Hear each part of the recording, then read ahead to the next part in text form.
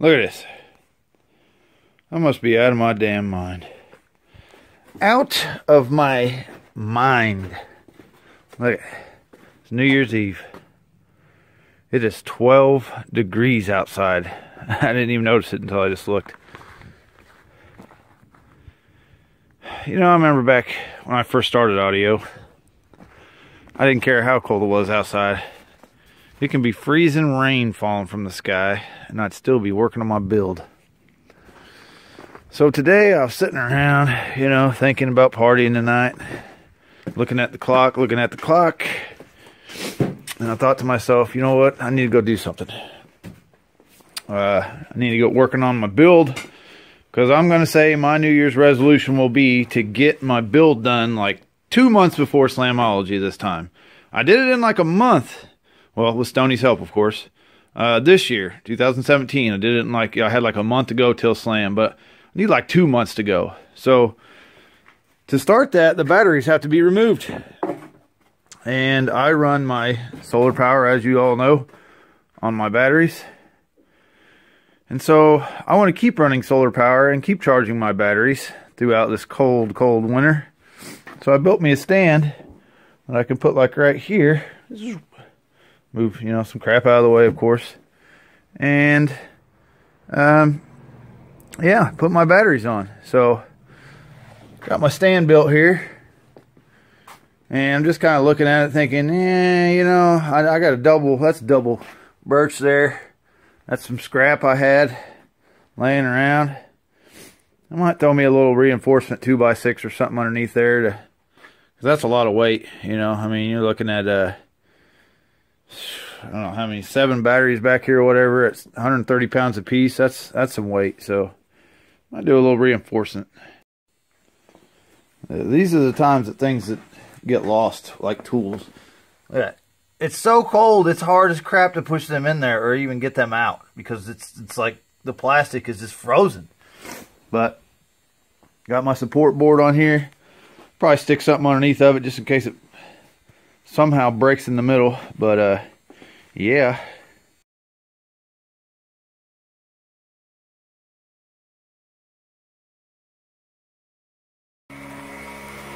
Time to take out some batteries.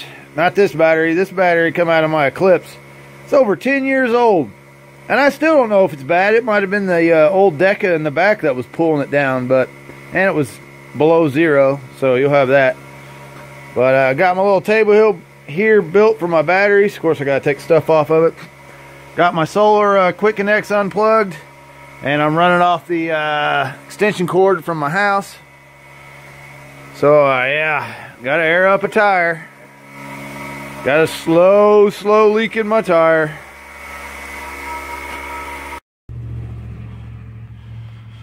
I don't know why my screen gets all fogged up on here. That's alright out there. Now this truck goes months and months at a time without getting started sometimes. It's probably been 2 months since this has been started. Temperatures have been like 0 degrees. Of course my batteries are always on a charger since they're on my solar charge. It's this old turtle fire right up. See, I hate that about my flip screen. I can set it where it doesn't come out, but whatever. Look at that! Woo! Fires right up, no problem. Dodge life. Gotta hurry up and turn that off. Gotta hurry up and move it though, or my garage will get exhausted out, and I need to work in here to get the batteries out.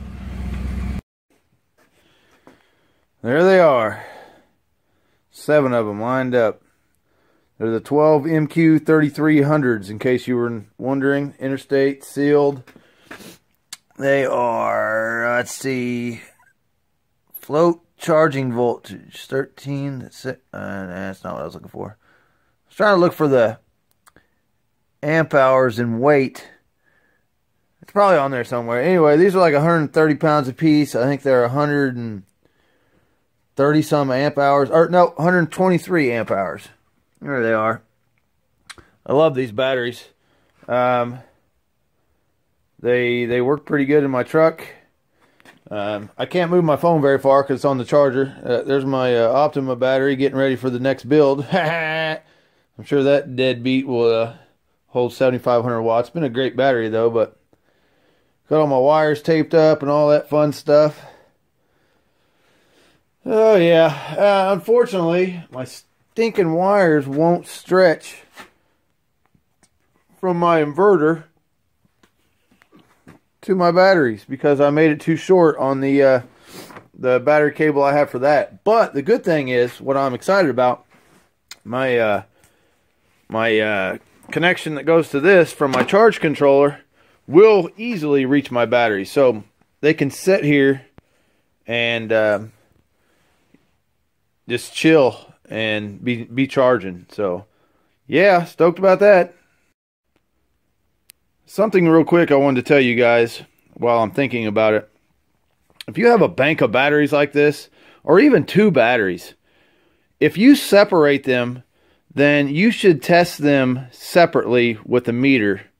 Because if one of these goes bad, or if one is setting way lower than all the other ones, it can kill all your other batteries. And I am telling you from personal experience, I lost like $600 or $700 on my last batteries because I had one go bad. I knew something was wrong. I jacked around and didn't deal with it, and guess what? Five big ass batteries got destroyed. So every one of these are setting at 12.98, except for the very last one, which is sitting at 12.97. Now that's not a big deal. That's a 0.01 difference, but I am not going to put my bars back on these just yet. I'm going to let them set for a couple days, and I'm going to come back out here and I'm going to test every one of them again to make sure I have no problems, because that's the last thing I want is 7 dead batteries. And if you go on Interstate's website and look at these are like $350 a piece. Now I didn't pay that for them, but I damn sure I can't go back to the same guy and buy these again. I drove over 5.5 hours to get these. And that guy I doubt has any more because he just had a pallet of them. But I don't want to pay $350 for a new one. So test your batteries, be safe, be smart, save a lot of money. This guy over here, this Optima, he's not setting very good. So he's going to go down here under the table, and I'm going to hook him to my solar charger and charge it. See if I can bring it back to life, but it's probably dead after 10 years. You come in my garage, you'll see random crap laying around like these terminals. I buy dumb crap like this at, I don't know, like flea markets and garage sales, stuff like that, and just throw it on a shelf because you never know when they might come in handy. And I needed something to hook these to, and these take big bolts that I didn't want to dig through all my bolts and try to find the correct ones to go on the side. So I just use these top terminals. Got it plugged into my quick connect, which will go to my solar panel and give this guy a charge for like a week. See if it'll help it any.